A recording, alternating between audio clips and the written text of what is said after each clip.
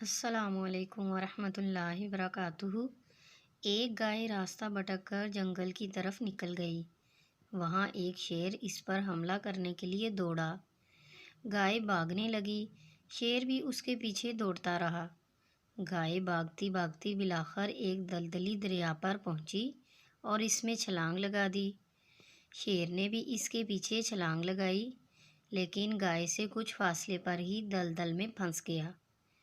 اب وہ دونوں جتنا نکلنے کی کوشش کرتے، دلدل میں اتنا ہی پھنستے جاتے۔ بالآخر گائے اور شیر دونوں ہی گلے تک دلدل میں پھنس گئے۔ ایسے میں شیر غصے سے بھناتا ہوا دھاڑا، بدتمیز گائے، تجھے چھلانگ لگانے کی اور کوئی جگہ نہیں ملی تھی؟ کوئی اور جگہ ہوتی تو صرف تیری جان جاتی، میں تو بچ جاتا، لیکن اب تو ہم دونوں ہی مریں گے۔ گائے ہنس کر گویا ہوئی، جناب شیر، آپ کا کیا کوئی مالک ہے؟ شیر مزید غصے سے تلملاتا ہوا دھاڑا، تیری عقل پر پتھر، میرا کہاں سے مالک آیا؟ میں تو خود ہی اس جنگل کا بادشاہ ہوں، اس جنگل کا مالک ہوں۔ گائے کو پھر ہنسی آ گئی، کہنے لگی، بادشاہ سلامت، یہیں پر آپ کمزور ہیں، نہایت ہی کمزور۔ میرا ایک مالک ہے جو کچھ ہی دیر میں مجھے ڈھونڈتا ہوا یہاں آ جائے گا اور مجھے نکال کر لے جائے گا اور آپ کو مار ڈالے گا۔